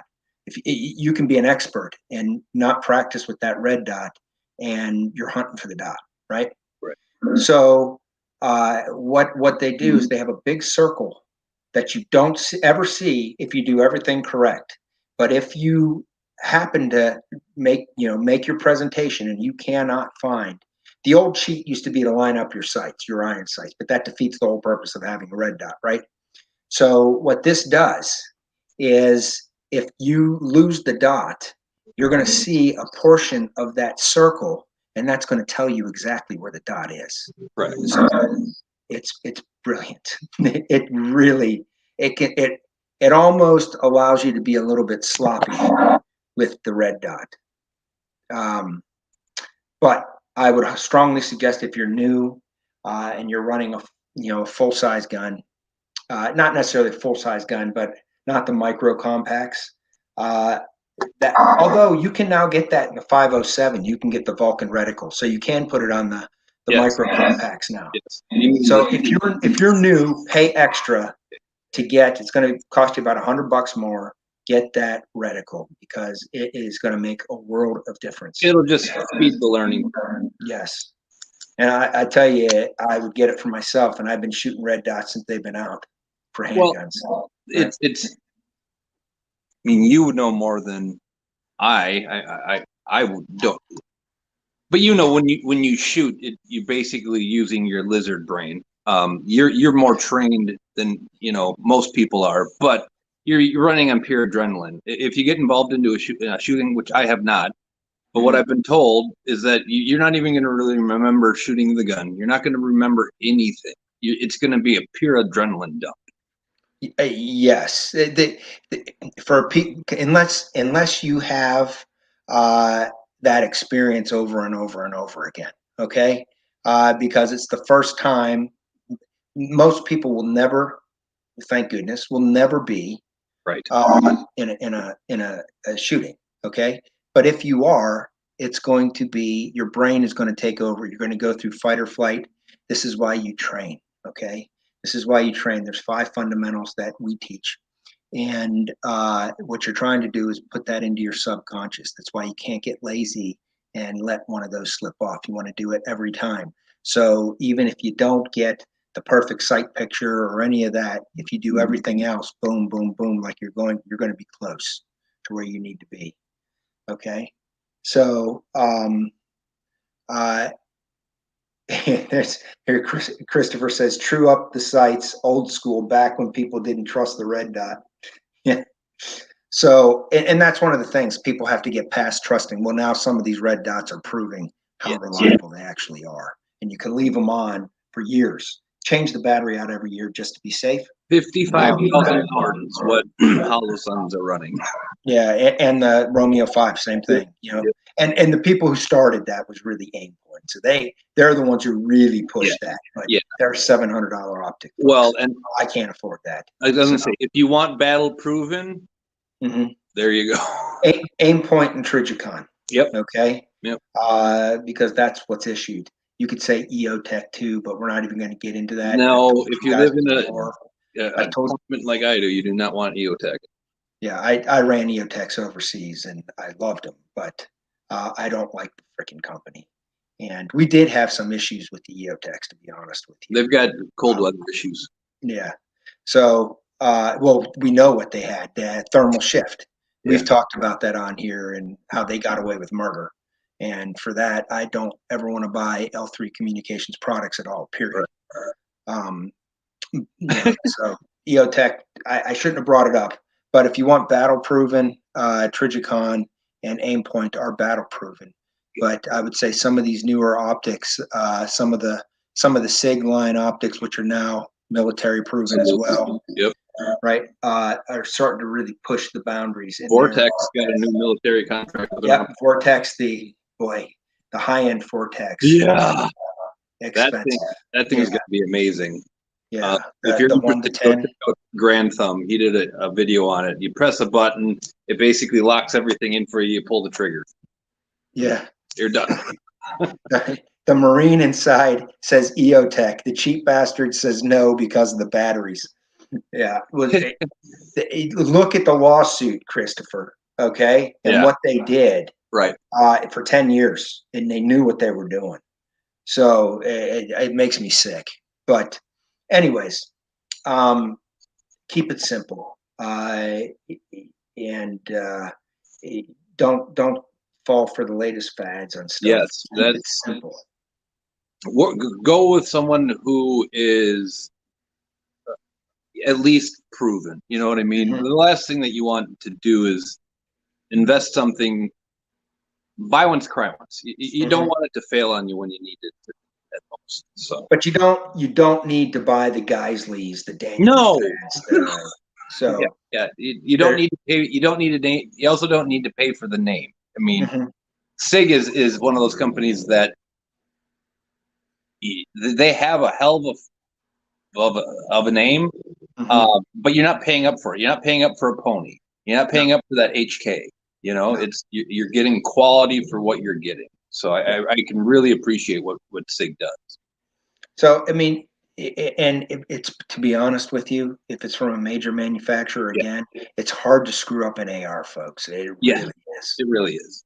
So I mean, But there are these companies that do not buy American standard manufacturing. Do not buy them. who Standard manufacturing. They did an automated AR plant and it failed. I have one in my office that the upper is out of spec. I can't charge it. I can't really? charge the gun because the upper is out of spec. Do not buy an American or a standard manufacturing AR, please. Okay. But the M&P line, their Yes. entry line, the Ruger, um, The even same, Radical, PSA, these will all do you well. same. Yeah, Um, Springfield yeah. Saint, excellent. Um, yeah, Sig they'll Sig do. makes the Tread 400. It's a very good $900 rifle. Yeah, It'll last you. well, they're pushing a little past $900 now, aren't they? For the Depending on same for the depending on which model it is. Their standard one should be tread. around, yeah, the black one should be around $400 or $900. If you've got some money and you want to buy something that you want to have, pretty much the best out there, I would say there's two companies that I really like. Um, if you want to really, if you're going to spend a little bit of money, 4556. Those two companies are BCM Yeah, and POF. I like yeah, as well. Um, if you're going to go 7.62 by 3.9, which I think is a very good round to have, especially in an AR if you do the right things. But if you want to buy a gun off the shelf in 7.62 by 3.9 in an AR platform that will literally is probably one of the most durable platforms of any kind out there. overbuilt. Yes, it's the I have a hard time. It used to be called the Mutant. Yeah, Now it's the Mark 47 Resolute. yeah. And it's basically based off of a 308 platform that's pared down for the 7.62 by 3.9. It is, they have a gun they take around, CMMG makes it. Yep. And they have a gun they take around that's got over 1 million rounds through it, full Yep. auto. Same barrel. The only thing I think they've had to replace on it is the gas tube, which is what's going to, if it's going to fail, that should where it was where it should. Yeah. So the heat's going to be in the gas tube, the gas block, the barrel too, Yes, which is amazing. but it's the original barrel, even 1 million rounds. Is it the original barrel in that? I believe so. That's. I mean, the thing is a tank. Yeah. So I really like 7.62 by 3.9 in an AR. There's a couple. If you're going to buy, there's another gun out there. I think the Palmetto State Armory. What do they refer that gun as? KS-47. The KS-47. Yep. Excellent gun for the money. You can find those for $700. Yeah, And they take AK mags. So here's the key. Here's the key. Okay, the Mutant Resolute takes AK mags. Okay, super proven design, reliable. If it's an AR based platform, okay, there's really one manufacturer that you can buy for magazines from, and that's C Products, which is Duramag. Get the Duramag 7.62 by 3.9 magazines for ARs. So yes, we'll get into that a little bit. We've talked about it before. You need an enhanced firing pin from Red X Arms. Right to Bear makes a good one too. I know that one works. There's some out there that say they're enhanced that don't work. You need the proper magazines. Buy yourself a spare bolt, because that is the weak point. Although I've never had one break. It's machined that's out. what they say the weak point is, but Yeah. I mean, the explosion isn't happening at the rim. Yeah. So the only thing that I can think of is that if it fails, it's probably because of the steel casing. Mm-hmm. Running the steel case, it just steel's going to be a little harder on the bolt face and the extractor. Yeah. So it's those are the things. Buy yourself a spare bolt for it. Make sure you have good magazines if you're not going with an AK magazine based platform. And there's for barrels. If you're going to build a gun, Knight's Armament, Christopher. Knights are Gucci good, excellent, but they're way freaking overpriced. Yes, way overpriced. Excellent products. They give you an A2 grip on your $3,000 rifle. Yeah, yeah. If you can afford their lower, though, they're badass lowers. And if you ask me, well, what about Daniel Defense? Excellent rifles, overpriced. Check out if before you buy a Daniel Defense, just check out what he's said about the gun community before you decide to invest money into it. BCM is a good or POM. Sons of Liberty, if you want to pay up, they're a very good. Yeah, they take parts from people. They're not a parts manufacturer, but they take parts and they put them together. They've got lifetime warranties on the rifle.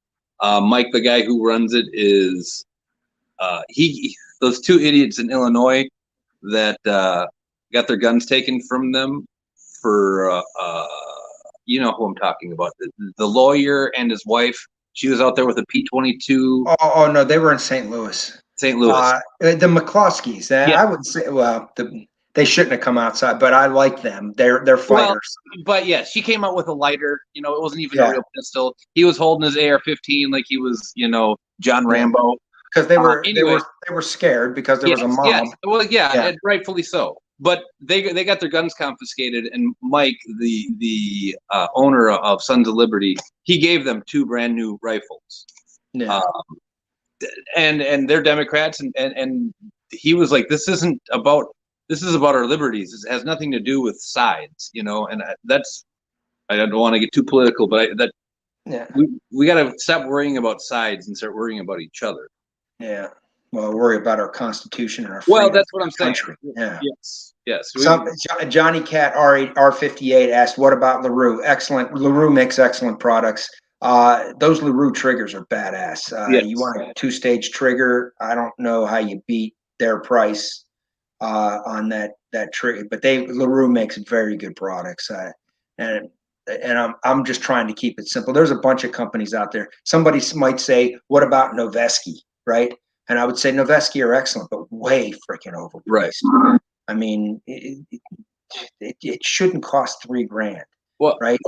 And hey, a lot of things, especially like Knight's Armament and things like that, you're paying up because they have a military contract, and that's what the military is paying.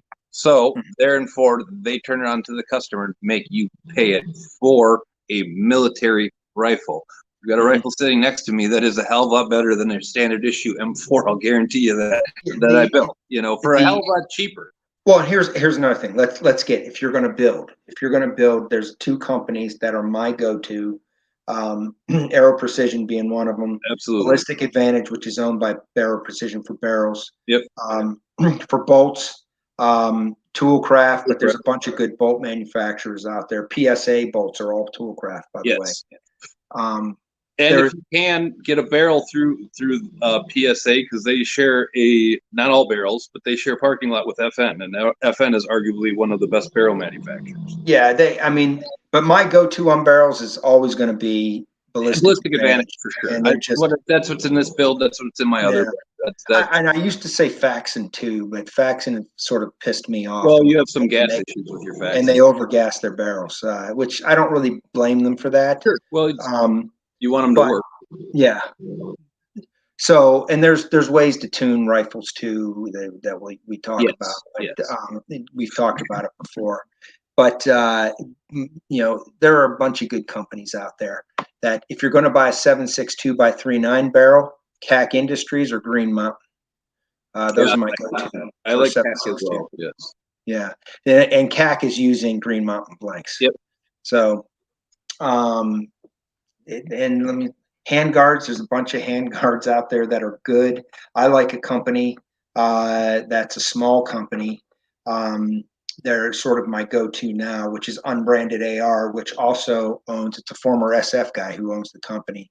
They also own Zero Delta, and they own U.S. Optics as well. They He ran for Congress and should have won, but they make the thin hand guards for Aero Precision as well. I think they do. Okay. They're very similar. Although Aero makes probably a bunch of the uppers and lowers out there. Yeah. So Aero is a great company. Absolutely. Unbranded AR, UTG Pro, the American-made stuff. Although it seems like their stuff is getting harder and harder to get. UTG Pro handguards I really like too, and they're affordable. There's one right there.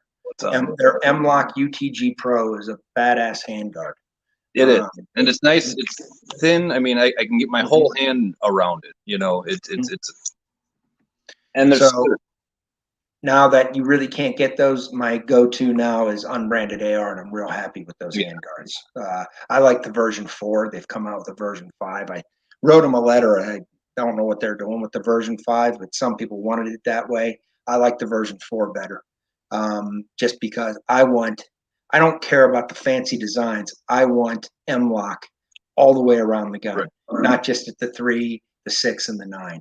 I want it all the way around the gun because I like to use panels inside those M-Lock rails. I use those. I like the BCM panels. There's some other good ones out there, but that's just what I like.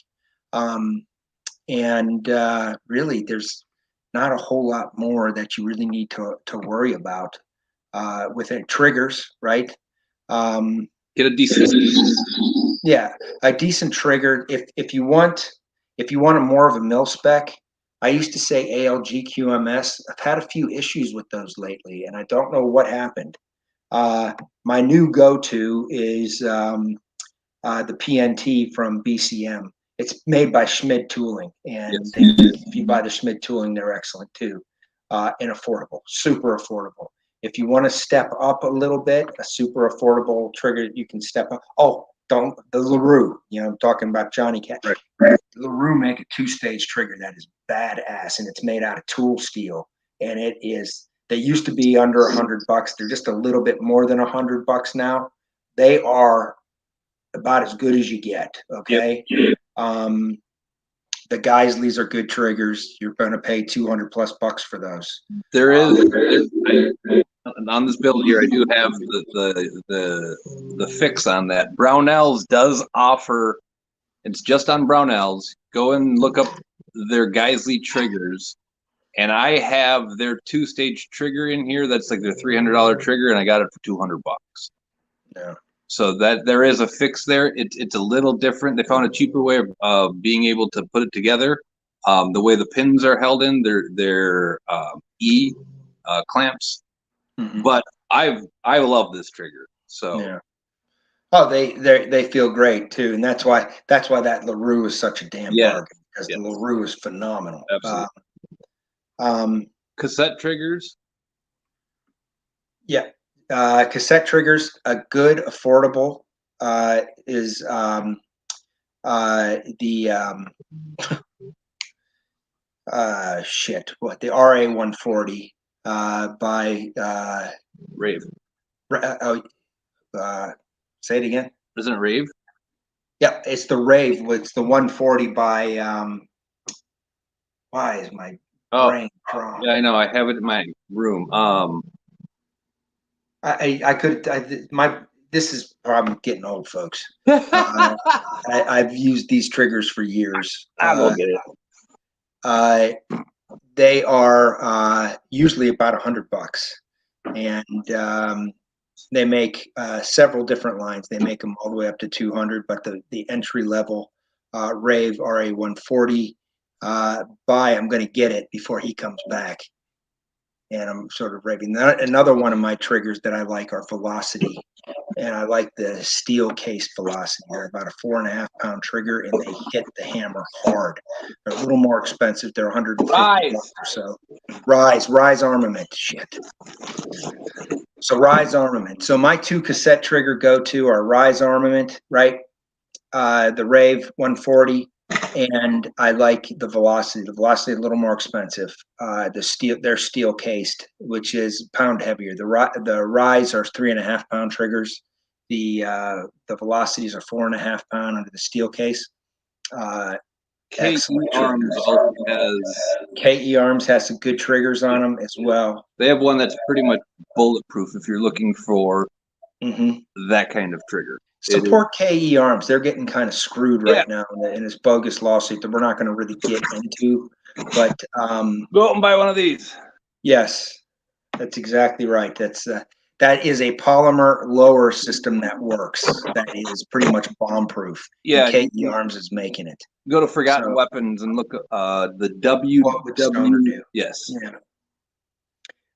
So they're getting screwed. It's a good company. Please go support them if you can. They make excellent triggers. They make excellent components at a reasonable price, and they make those lowers that are phenomenal. Yes. So go buy one of those because it's a really good set. That's what we're reporting right now is through you buying lowers. Where can you get that lower, and what cost is it right now? Go to stockandbarrel.com. You should be able to find them at most distributors. I can tell you what I got mine for. It's not what you will get yours for. But they're like $120 or something, yes, right? And that gives you the full. Here, I'll put it on the back of the box here. That gives you the full lower buttstock grip. Buttstock, yeah. And it comes with some of your pins. Because these are it takes certain pins because of the tolerances, everything. It doesn't take a full lower parts kit. Some of the pins you have to use are the ones that they give you. But you can literally run that thing over with a truck. Yes. Because most polymer lowers suck. Yes. This one fixed all of it. So the weak point on the polymer lowers is going to be this area right here. So right here, they find that they break. It's because that's where all the stress is happening with the reaction of your spring moving in the back. And with the full extension of the buttstock, this gives it all the strength that it needs here now from it cracking. So and they literally ran this thing over with the truck. Yeah, in the video, they're just beating on it they're beating it against a 4x4, just like an axe handle. It's insane to watch what they do to this stuff. So right now, somebody who had the original patent that really wasn't a gun guy or anything sold it off, and he's coming back and trying to sue, and he's trying to ruin KE Arms, which is a good company that you need to stand. We always say, if you see a Patriot taking fire, stand with that Patriot. Go support KE Arms. Back to the pistol, we're going to talk about new shooters. Get a good holster and a good gun belt. Do you happen to have a gun belt there that you can show? Yep. That the belt is super, super important. And people say, what can be so important about a belt? The belt has to be stiff. The belt is what holds this whole process up. So if you've got a flimsy, weak belt, that damn thing is going to fail on you. It's going to sag. It's going to make it uncomfortable. You're not going to want to carry the gun. You want a belt that is super, super stiff. So he's going to sort of demonstrate what that is. So gun belt, you shouldn't be able to squeeze it, together. It's reinforced. So right? If you can see in between here, there's actually a piece of steel. Yeah. And they're not exactly the most comfortable thing to be wearing until you put a holster on it. Yeah, and they start to form to you. You can't see it, but I can feel where my back of my pants, the belt strap buckle is actually indenting into the belt. It's wrapping around my waist. They do start to contour around you. You can see my skinny ass here. Yeah. And so you should be able to stand on this belt and it should not collapse. Yes. Super important. So then the next step is a good Kydex holster. There's leather holsters that are okay out there. Do not buy nylon holsters. Buy a Kydex holster for your gun. Right? See right there. That's what you want. You want a Kydex holster for your gun. or if you're going to carry a light, your gun with light. Okay, there's plenty of, you can find affordable ones out there, but make sure that it's a Kydex holster for your particular model of gun. Yes, yeah. Don't jank out on a universal holster. Super important, because this is where a lot of mistakes happen. Something gets inside your holster, it's an ill-fitting holster, shirts can fit down and get caught down. That can happen even with a good holster. You got to be careful with that. I don't have one, but the little drawstrings that you'll see on the inside that pull your coat tight, either tuck those inside your pocket or cut them off. Yeah, because that gets down in your holster, and you go to the holster that gun, and it gets wrapped around the trigger and defeats all the safeties on that trigger, and you pull that trigger, it's going off. Right? My gun accidentally went off. I have no reason. I have no idea why. We're getting a lot of this out there. We're not even going to get into that. But make sure you have a proper holster, okay? You don't have to spend huge money, but get a proper holster, proper belt, okay? For your gun and your model. It's for I bought it for the Glock 17, and I'm running a 20, a 19, right? It'll probably work. A 17 and a 19 will probably work, but you know what I'm trying to say. Make sure it's for your model gun, okay? There are plenty of guns. There are plenty of holsters out there. You can even buy them. If you're looking something cheap because you need a holster, go on to Amazon. Yeah, you can get one for $20 for your Kydex holster. Boom, right? For your gun. So I'm not going to reiterate that anymore.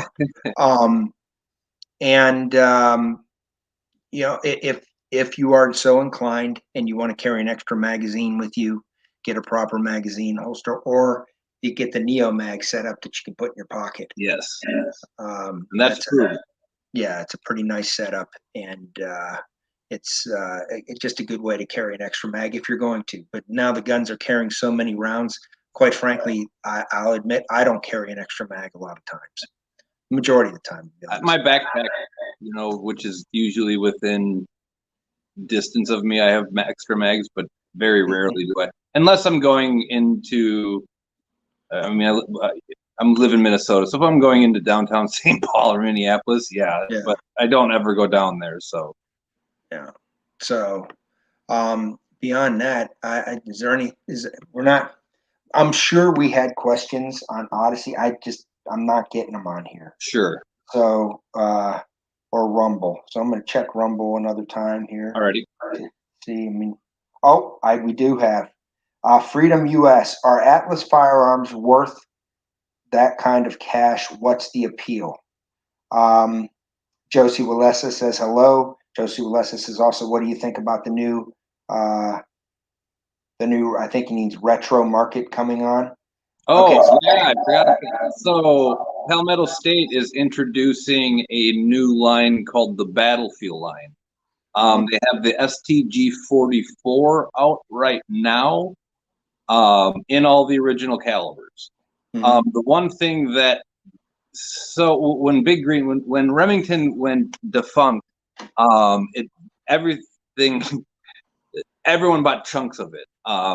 And one of the companies that Palmetto bought, other than AAC, which they're making very good in American-made ammo right now, they picked up H&R, which is Harrington and Richards, which I couldn't figure out why they wanted to pick them up, other than that they have the rights to make the M14, the old style M16.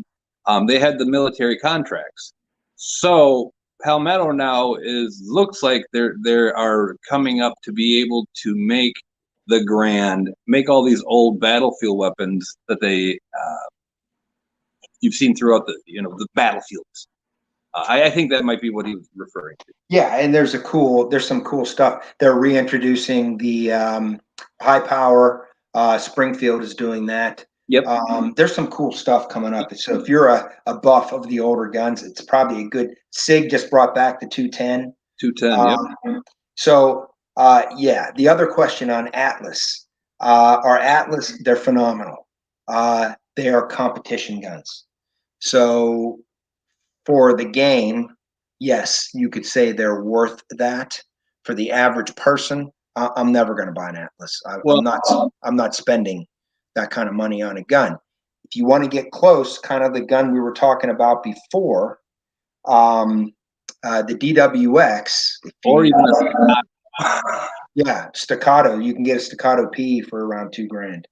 So that would be my outer limit for me personally. For somebody else that's got the money, but it's kind of diminishing returns. Do you know how much better could it possibly? You know what I mean? Yeah.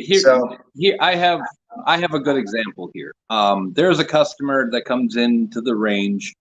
He bought a Shadow 2, and he has probably put as much money into it as he paid for it. And he keeps thinking that if he puts more money into it, he's going to get better at shooting. Unfortunately, that's not the way it works. This is the same thing that we've been touching base on. You have to train.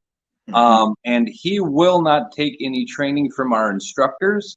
So he is just compacting bad skills on bad skills, and he's never going to get any better. No watch out.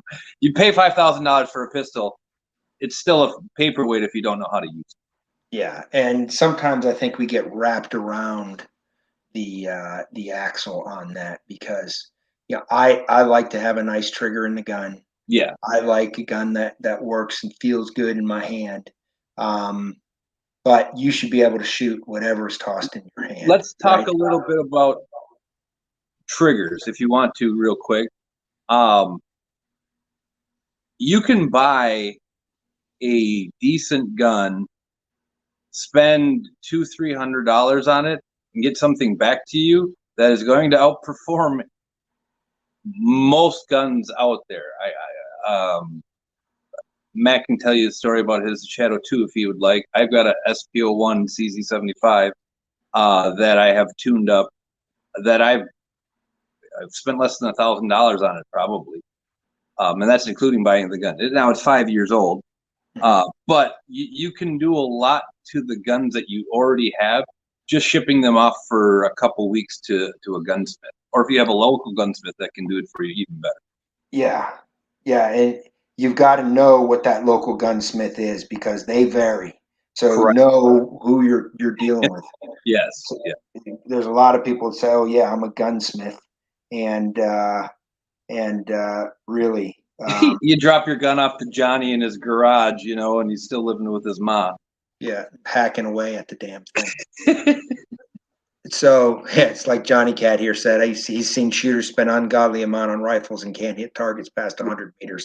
There's a point of diminishing returns is what we're saying. And there's a lot of, okay, put it this way. You can go pick it, a Walther PDP, a SIG 320, CZP 10, Glock, M&P 2.0, a Canic, right? Sure. And you can go, if you are a good shooter, you can go and run with the big boys with this gun in whatever the class that would be appropriate for the gun. Yeah. Ultimately, if you're a good shooter, you should be able to pick up any gun and be able to shoot. Correct. I've done a couple competitions. When I do competitions, I do it for fun for me, and I don't run gun games like people run gun games. And Matt can probably talk about this a little bit more in detail. But I address each target individually. I don't just scan through them. There's a difference in playing the gun games and doing the gun games. The guys who play the gun games are the guys that show up in shirts that have 50 endorsements on them. They're running guns that are the Atlases, but they're getting these guns at a very discounted price. They're getting their ammo paid for. These are the guys. They're very talented shooters. Absolutely. Yeah. You'll see some of these fat little turds that are 5 foot tall and their legs aren't longer than their arms, and they'll outrun you. These guys are phenomenal. The peak athlete in some of these games is not what you're thinking what a peak athlete should be. Well, some of them are just younger kids. Yeah, absolutely. Some of the other games, like some of the games, you got to be in shape for because you're running all day from target to target to target. So, but some of these guys are excellent shooters. Absolutely. What Randall was saying, address each target. There's a difference between competition shooting and combat shooting. Yeah. Combat shooting, you're going to pick out every time because you've got to stop. You've got to stop the threat, right? So you're going to take more time because if you fail to deal with that threat, this is what you're taught in a combat role. Okay, now your buddy or yourself are going to be dealing with that threat again, right? Whereas playing the game is about speed. So, and not just getting some rounds on paper, right? So, but the Atlas guns are phenomenal. Absolutely. They are for a specific reason, and that reason is to try to maximize somebody who is extremely talented, that little bit extra. Yeah. And that's why they're worth the big money that people pay for them. Joe Blow going out and buying an Atlas ain't going to make him any better than the guy with the Glock, a Glock 45 sitting right next to him, right? If he can't shoot.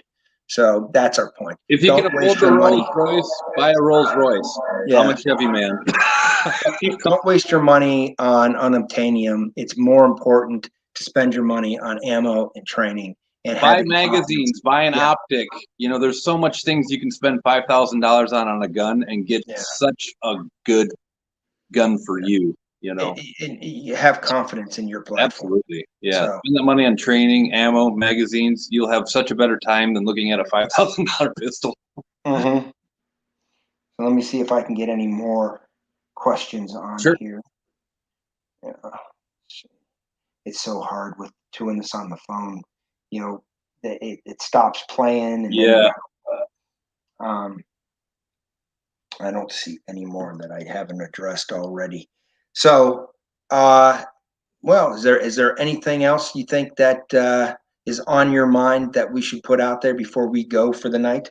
There was a gun I was going to.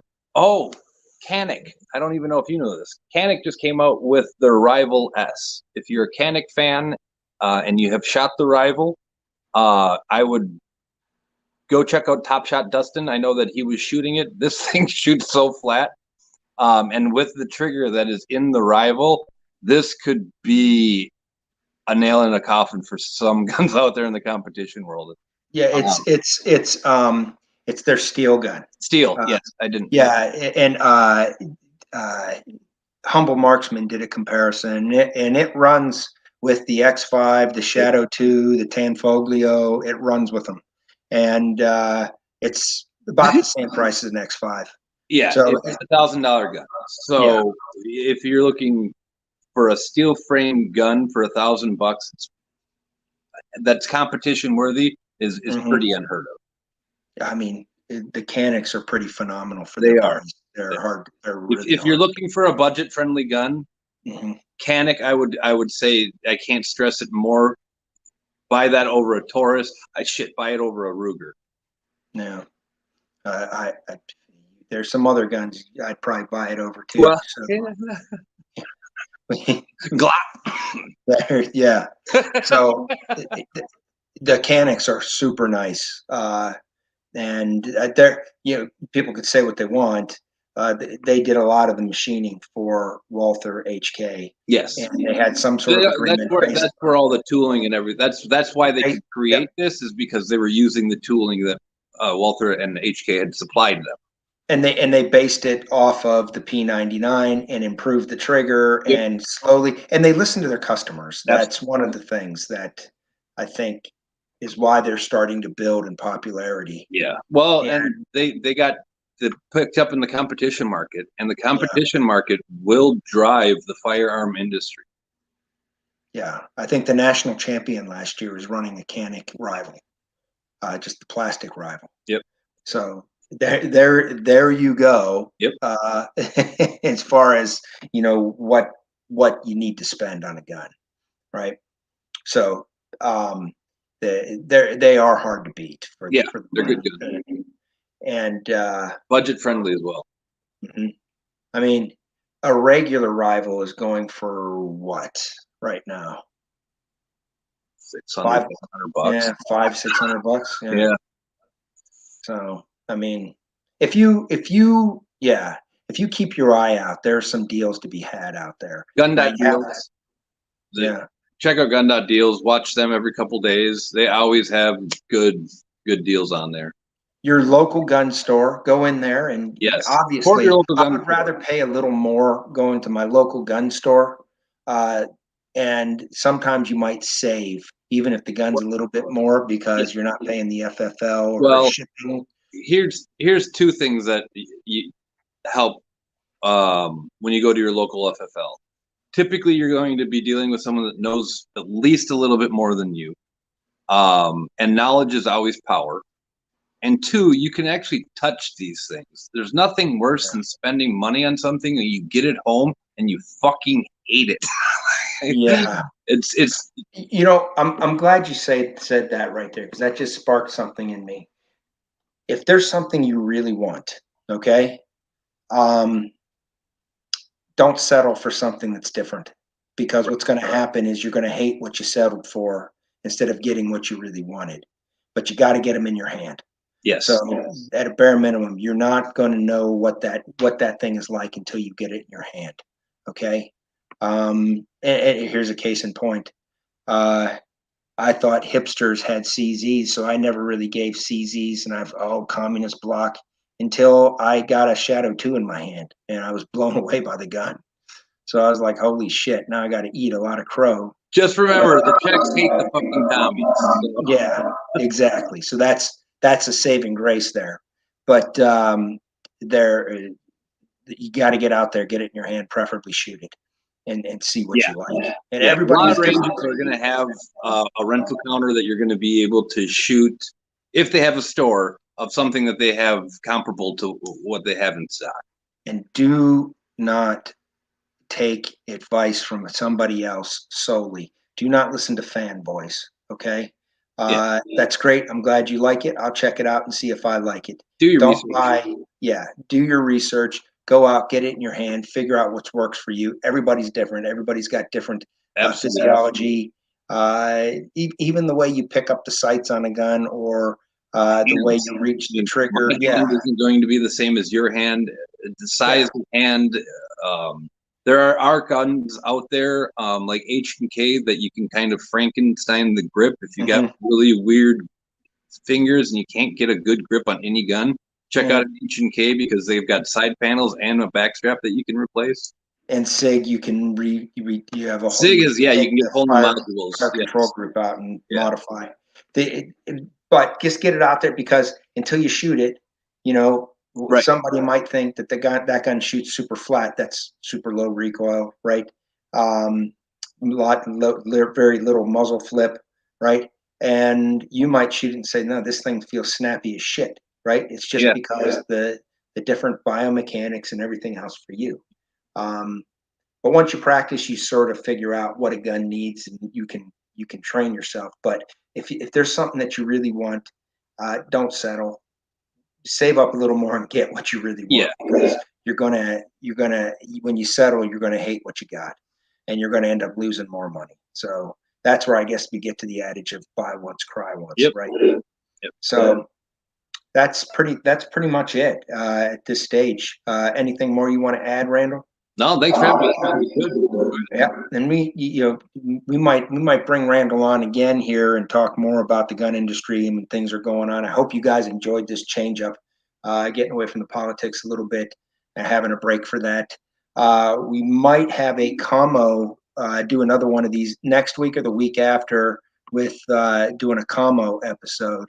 And what I'm trying to do is get an affordable commo setup put together and do show you how easy it is to be able to cut an antenna to frequency and something like that.